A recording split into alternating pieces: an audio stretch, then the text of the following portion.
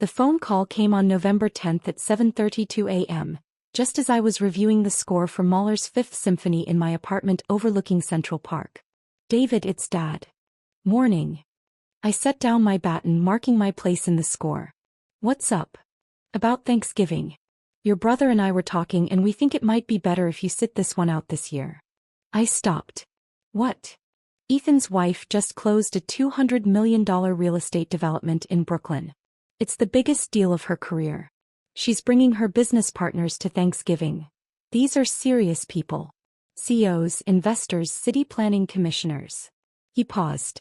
"You play music for a living, David. It's just not the same league.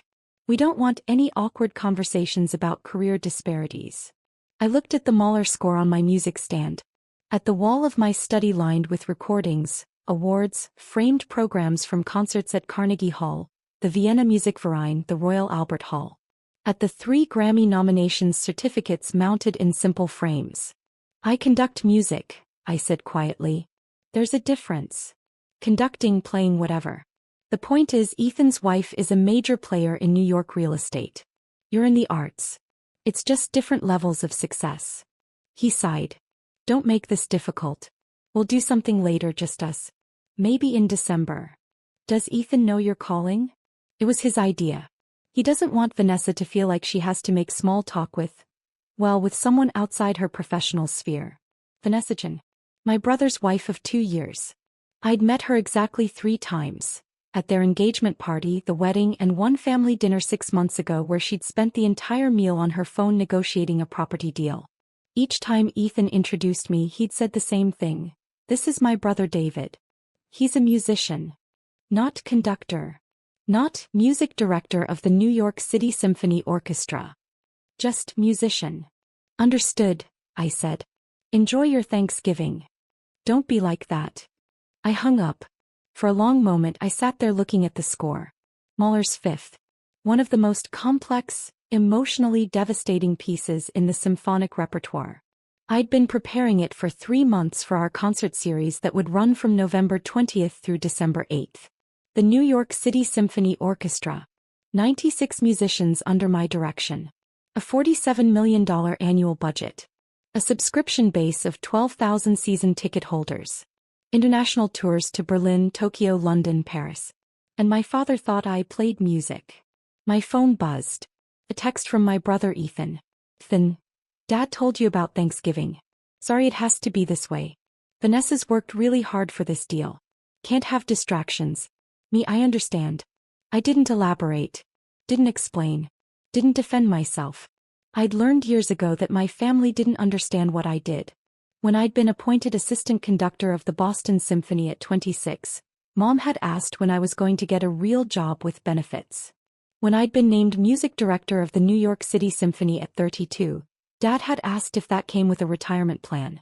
Classical music wasn't real to them. It was a hobby that had somehow become a career, but not a serious one.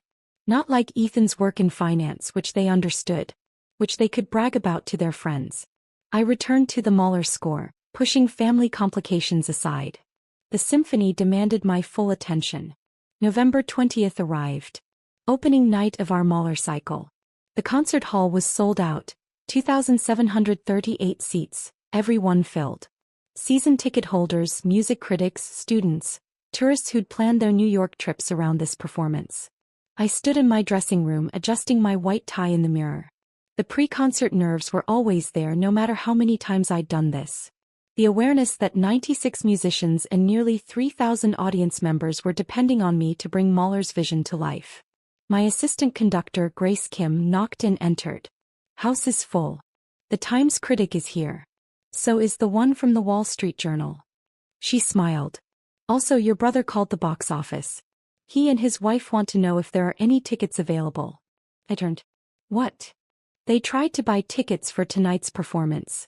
Sold out, obviously. Box office told them the entire run is sold out, has been for 6 weeks." "Did they leave a message?" "Just that they were disappointed. That they'd wanted to see what you do." Grace raised an eyebrow. "I didn't know you had a brother." Neither did he, apparently. At 8 p.m. I walked onto the stage.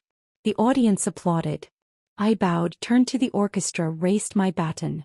For the next 82 minutes there was only the music. Mahler's journey from funeral march to transcendent love.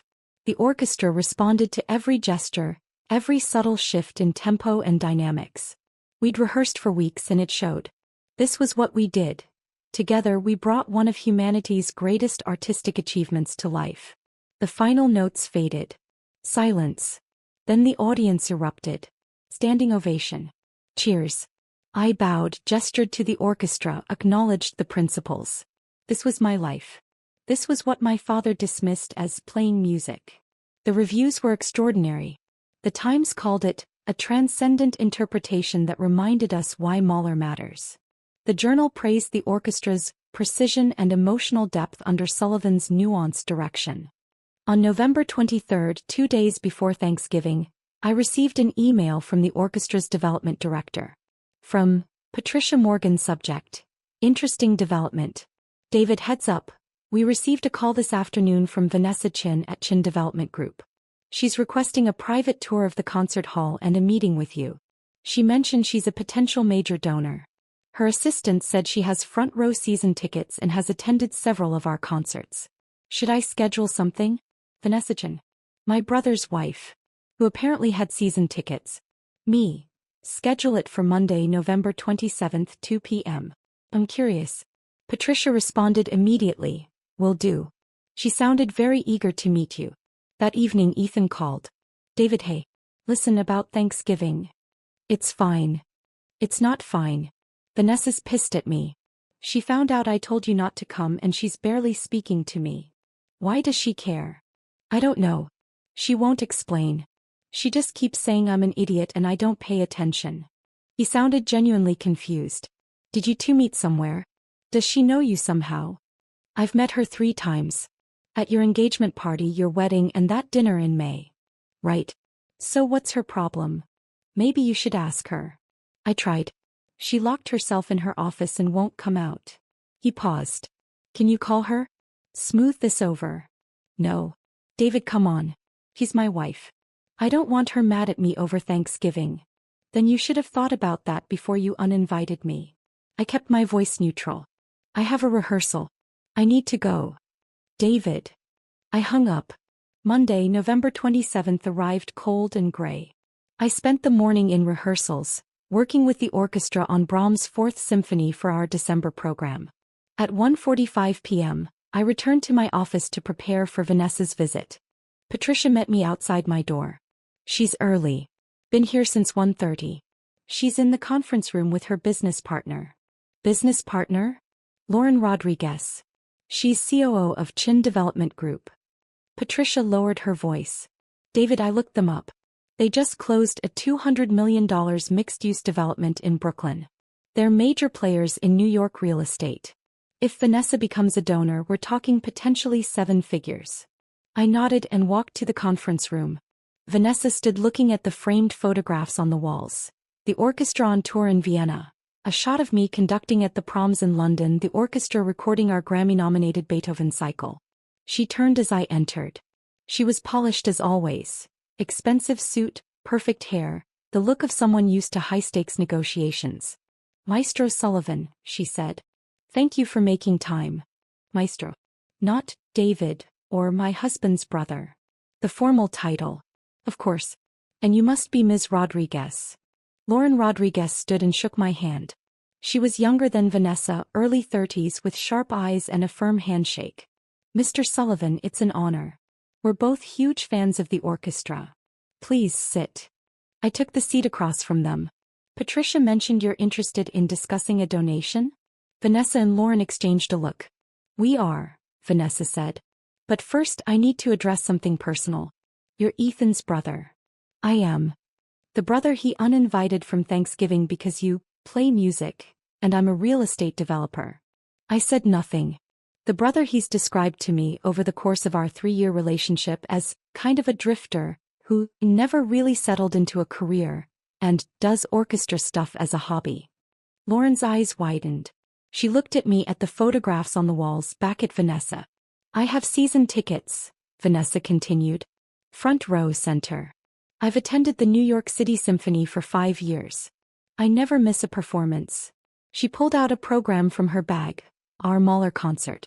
When I saw the conductor's name 3 years ago, David Sullivan, I asked Ethan if it was the same David Sullivan who was his brother. He said no, couldn't be, his brother just played in local orchestras for extra money. The room was very quiet. I believed him, Vanessa said. Why wouldn't I? He's my husband. When he talked about his brother who played music, I pictured someone who did wedding gigs, taught piano lessons, maybe played in community orchestras. Not the music director of one of the finest orchestras in America. Lauren was staring at her. Vanessa, you've dragged me to these concerts for 2 years. You've made me sit through Mahler and Bruckner and Shostakovich. You've explained leitmotifs and sonata form and the difference between Baroque and Romantic conducting styles. I know.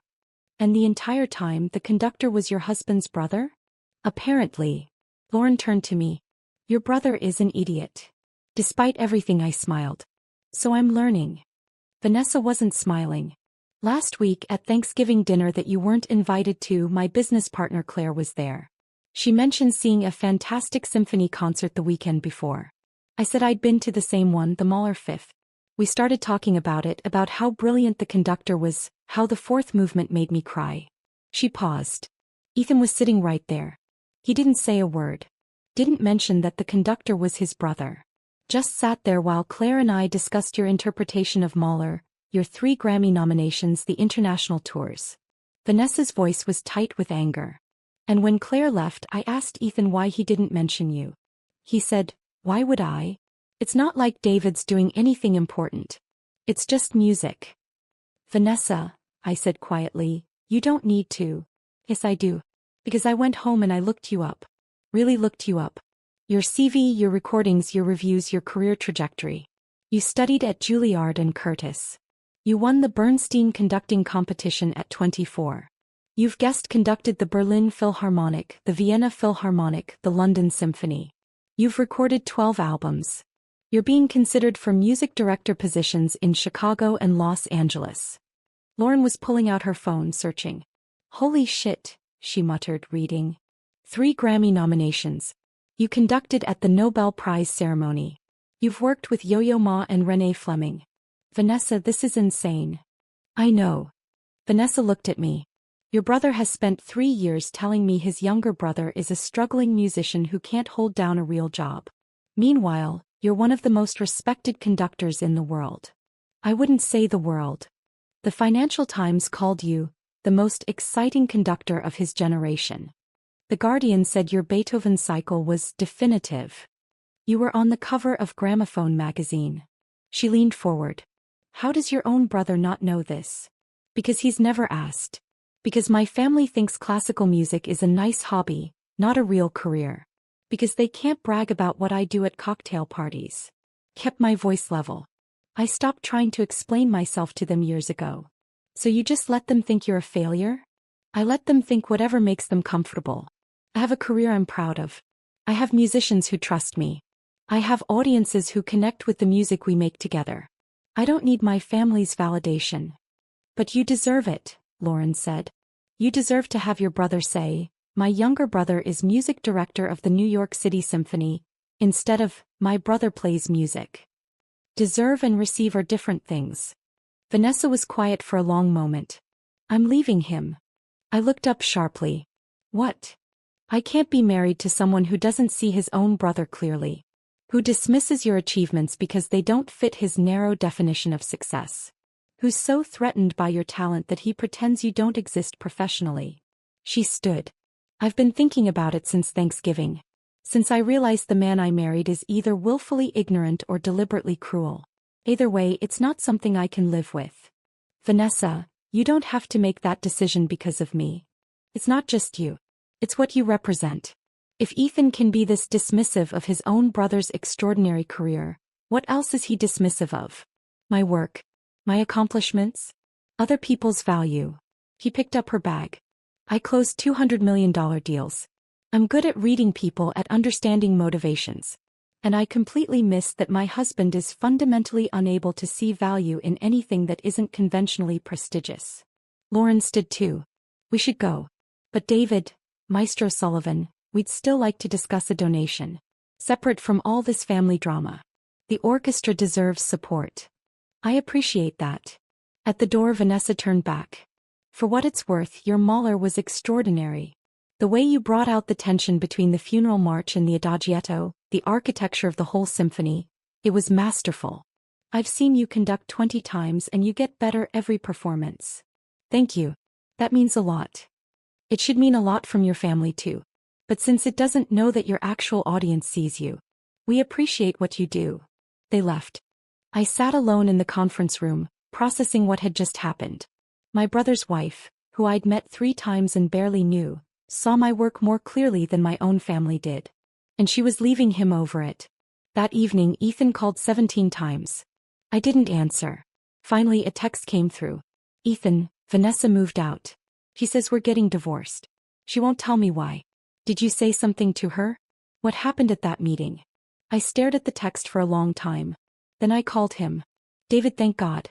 What did you say to Vanessa? Nothing about your marriage. We discussed a potential donation to the orchestra. A donation? Why would she donate to your orchestra? Because she has season tickets. Front row center. She's been attending our concerts for 5 years. Silence. Ethan. That's not possible. She goes to the symphony, yeah, but she never mentioned you. Why would she? You told her I wasn't the conductor. You told her David Sullivan, the conductor, was a different person. He stopped. I didn't think it was you. Sullivan isn't that uncommon a name. Did you ever check? Did you ever Google me? Look at the orchestra's website? Ask me directly. Why would I? You said you worked with orchestras. I assumed you meant as a musician. Violin or something. I conduct orchestras, Ethan. I've been a conductor for 12 years. Music director of the New York City Symphony for 6 years. Before that, I was assistant conductor in Boston. Music director. That's like, what, a manager? I laughed, but there was no humor in it. It means I'm the artistic leader of a major symphony orchestra.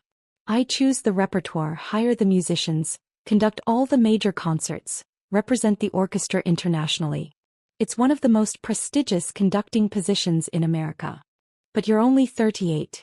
How can you be in charge of a whole orchestra? Because I'm good at what I do. Because I studied for 20 years. Because I've dedicated my entire adult life to this work. More silence. Vanessa's business partner said something at the meeting. Ethan said slowly. She said I was an idiot for not knowing. Is that why Vanessa left? Because I didn't know about your job.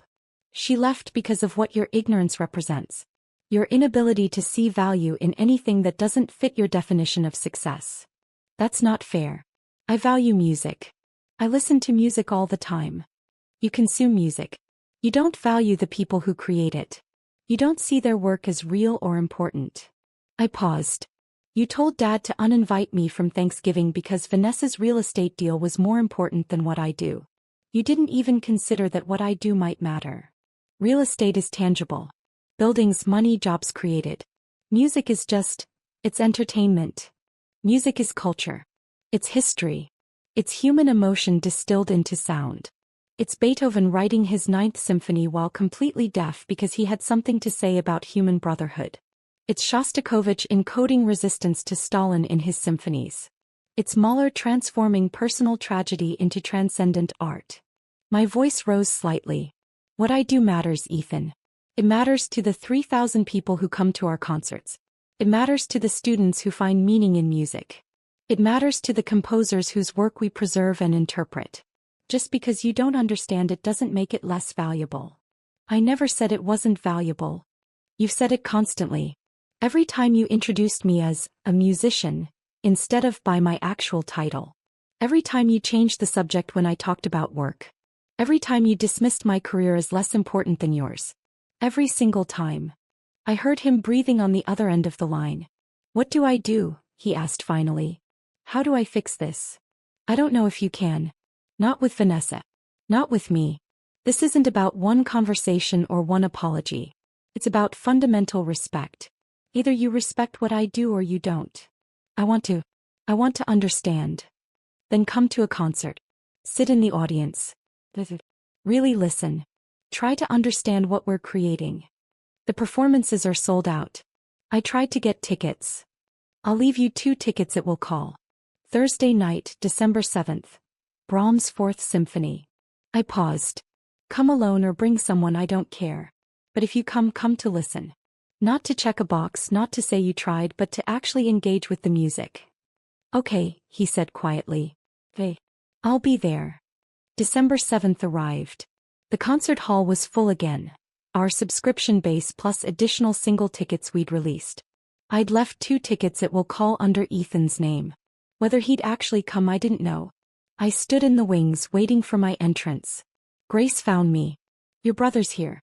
Row F, center. He brought your father. My stomach tightened. Dad's here. Apparently Ethan called him. Said he needed to see what you do. I looked out through the gap in the curtain. There they were, Ethan in a suit looking uncomfortable and Dad next to him, reading the program with a confused expression. You okay? Grace asked. Yeah. It doesn't change anything. The music is the music regardless of who's watching. That's the spirit. At 8 p.m. I walked onto the stage. I didn't look at the audience during my bow. I turned to the orchestra, raised my baton, and we began. Brahms' Fourth. One of the greatest symphonies ever written. Tragic, noble, intellectually rigorous.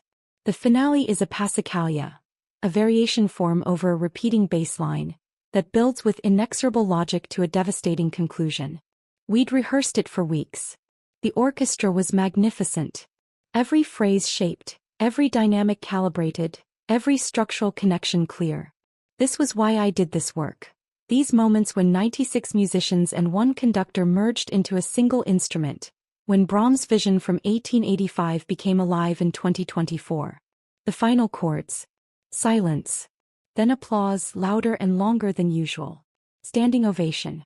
I bowed, acknowledged the orchestra, bowed again. And for the first time in my career I looked directly at my family in the audience.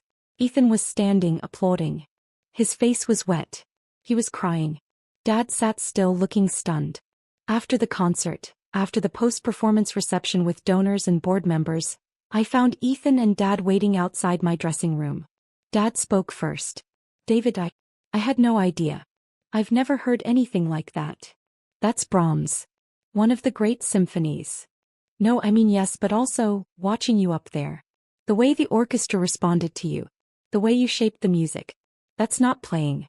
That's something else entirely. It's conducting, I said simply. Ethan stepped forward. Can I talk to you?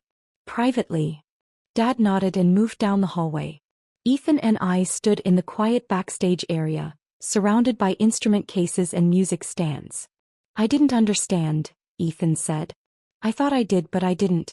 Sitting in that audience, watching you work, hearing what you create. David, I've never felt like that listening to music. I've never felt anything like that from anything. That's Brahms. And 96 excellent musicians. It's you too. The way you brought it all together. The way you communicated with just your hands and your body. The way they watched you, trusted you. He wiped his eyes. I'm sorry. I'm so fucking sorry for dismissing this. For not seeing what you do. For being threatened by it instead of proud of it. Why were you threatened? He thought about it.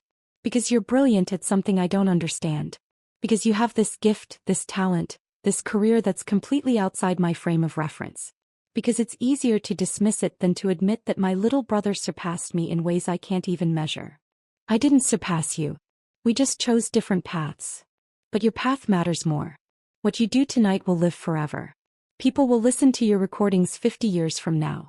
The work I do, mergers and acquisitions, financial advising, it's important to my clients, but it's not important to the world. He laughed bitterly. Vanessa saw that. She understood that I was so insecure about my own work that I had to diminish yours. That's why she left. Have you talked to her? She agreed to have coffee next week. She said she needs to understand if I'm capable of change or just capable of guilt. He looked at me. Am I capable of change? I don't know. That's up to you. Dad returned. David, can I take you both to dinner? I want to hear about your work. Really hear about it. I want to understand what I've been missing. I almost said no. Almost told them I had plans, that it was too late, that one concert didn't erase years of dismissal. But looking at them, Ethan with his tear-streaked face, Dad with his genuine confusion and dawning understanding, I saw the possibility of something new. Not the relationship we'd had, which had been based on them not seeing me, but something built on them actually trying to understand. Hey, I said. Dinner. But I choose the place. We went to a quiet Italian restaurant near Lincoln Center. Over pasta and wine I told them about my career. Not just the highlights but the whole journey. I told them about studying conducting at Juilliard, about the years of assistant conducting positions where I learned the repertoire and the craft. About winning the Bernstein competition, about the first time I conducted a professional orchestra and felt everything click into place. I told them about being appointed to Boston, about the 5 years learning how to lead an orchestra, how to program seasons, how to work with soloists and guest artists.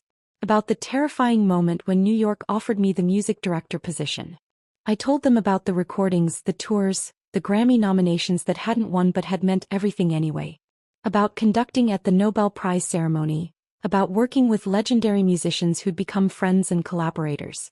Dad listened intently. When you were appointed in New York, how old were you? 32. And that's young for that position? Very young. Most music directors are in their 50s or 60s when they get major positions. I was lucky. And I'd worked very hard. I wish I'd known, Dad said quietly. I wish I'd been there. Celebrated with you.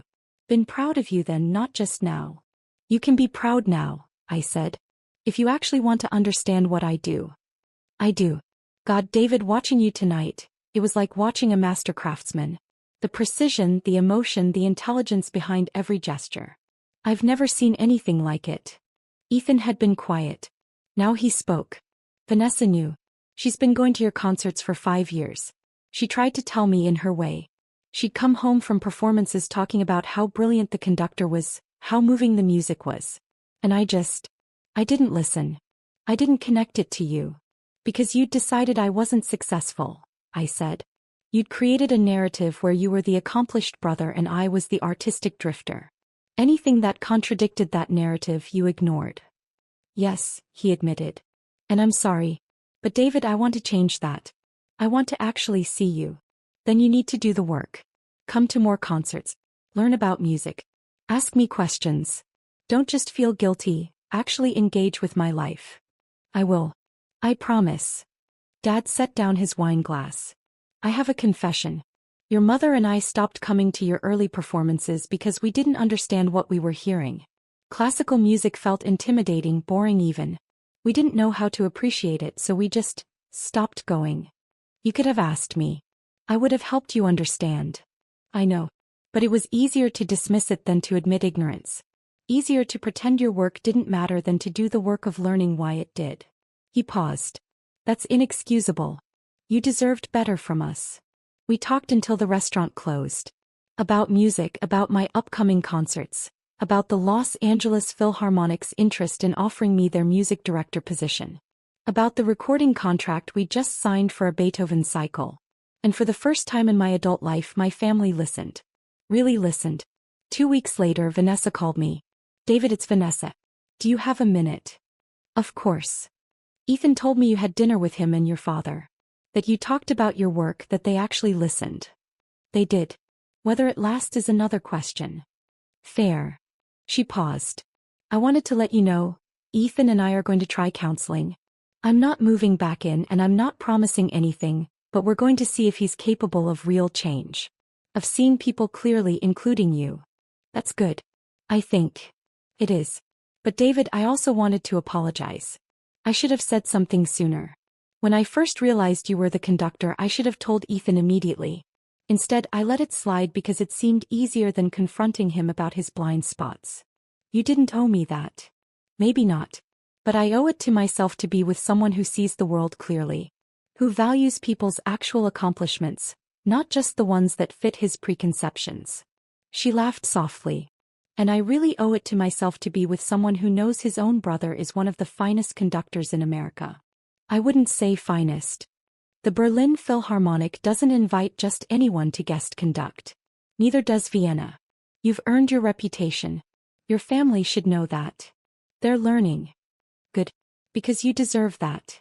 She paused. Lauren and I are serious about the donation, by the way. We're thinking $2 million over 5 years. For your educational programs and the recording fund. I was quiet for a moment. $2 million was transformative money for the orchestra. That's incredibly generous. It's an investment in what matters. And David? Thank you. For what? For being good enough at what you do that even a real estate developer who knew nothing about classical music became obsessed with it. You changed how I hear music, how I understand it, what I get from it. That's worth supporting. Christmas came. For the first time in years, I went to my parents' house for the holiday. Ethan was there, tentative and trying. Dad had bought a stack of books about classical music and was reading them diligently. Mom had listened to all our recordings and had questions about specific interpretations. It was awkward. They didn't suddenly understand everything about my work. They still asked basic questions, still struggled with why certain pieces were important or what made one performance better than another. But they were trying. And that was new. On Christmas Eve, Ethan pulled me aside. Vanessa might come back. The counselor says we're making progress. She says I'm learning to see outside my own narrow definition of success. That's good. It's because of you. Because confronting how badly I'd failed to see you made me realize how many other things I wasn't seeing. How many people I was dismissing, how many achievements I was diminishing because they didn't fit my template. I'm glad something good came from it. David, I need to ask you something. Your concerts, can I keep coming? Even if things don't work out with Vanessa? Can I actually become someone who understands what you do? I thought about it. About years of family who didn't see me, didn't value my work, didn't understand why I'd chosen this path. And about Ethan sitting in that concert hall, crying during Brahms, finally seeing what I'd been doing all along. Yes, I said. Come to concerts. Learn about music. Ask questions. I'll help you understand. Thank you. He paused. For what it's worth, I'm proud of you. I should have said it years ago. But I'm saying it now. I'm so proud of what you've built, what you've achieved. You're remarkable. It was what I'd wanted to hear for years. But hearing it now, after everything, it felt different. Not hollow exactly, but incomplete. Like receiving praise for a performance after the audience had already left. Thanks, I said. That means something. But not enough, he observed. Not yet. But maybe eventually. March brought the announcement I'd been waiting for. The Los Angeles Philharmonic offered me their music director position. 5 years with an option for extension. One of the greatest orchestras in the world. It meant leaving New York. Leaving the orchestra I'd built, the musicians I'd worked with for 6 years, the city I'd called home. But it also meant growth, new challenges, the next step in my career. I called a family dinner to share the news. Los Angeles? Mom said. But you just got established in New York. I've been in New York for 6 years. This is the natural next step. Dad looked at his phone. I'm looking at the LA Philharmonic website. This is a major position. One of the 5 most prestigious orchestras in America, I confirmed. Ethan set down his fork. You're going to say yes. I am. When do you start? Next season. September 2025. We sat in silence for a moment. Then Dad raised his glass. To David. To his remarkable career. To his continued success in Los Angeles. To David, Mom and Ethan echoed. I drank, feeling the strangeness of this moment. My family celebrating my achievement. Seeing it clearly. Understanding what it meant. It had taken 38 years, a broken engagement and a chance encounter at a concert hall. But they were finally looking. My final concert as music director of the New York City Symphony was on August 15, 2025. We performed Beethoven's Ninth, the symphony about human brotherhood, about joy breaking through struggle, about transcendence. The house was packed. Every seat filled, people standing in the back. Season ticket holders who'd supported the orchestra for years. Musicians' families. Critics. Students. And in the 4th row, center. My parents, Ethan and Vanessa, who'd reconciled with Ethan after 10 months of counseling. I conducted the Ninth like I'd never conducted again because in that hall with that orchestra I wouldn't. This was our farewell. The final movement. Ode to Joy.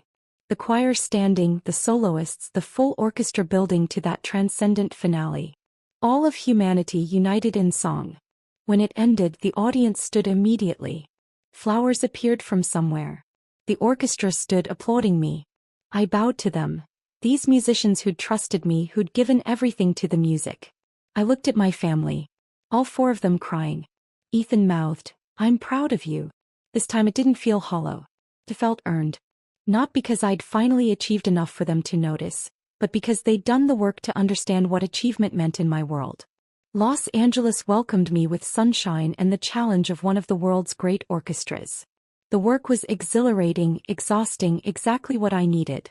Ethan and Vanessa flew out for my inaugural concert. So did my parents.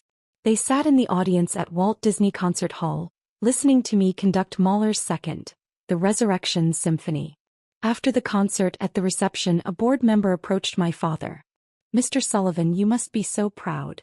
Your son is extraordinary." "I am proud," Dad said. "And I'm grateful I finally understand why I should be." Later, standing on the terrace overlooking downtown, Ethan found me. "You know what Vanessa said during the concert?" "What?" "She said this is what you were doing all those years we didn't pay attention. This level of artistry, this importance. And we missed it." "You see it now," I said. "Yeah. Finally." He looked at the city lights. "I wish I'd seen it sooner. Wish I'd been there for all of it. You can't change the past. But you're here now. That's what matters." Is it enough? Me being here now? I thought about it. About years of invisibility, of family dinners where my work was dismissed, of achievements that went unrecognized. About being uninvited from Thanksgiving because I played music. And about Ethan sitting through counseling, reading about classical music, coming to concerts, doing the work to understand. "It's a start," I said. And starts matter. We stood there together, my brother and I, looking at the city where I'd begin the next chapter of my career. The chapter where my family would actually see it, would understand it, would value it. Not because they had to, but because they'd chosen to learn. And that finally was enough.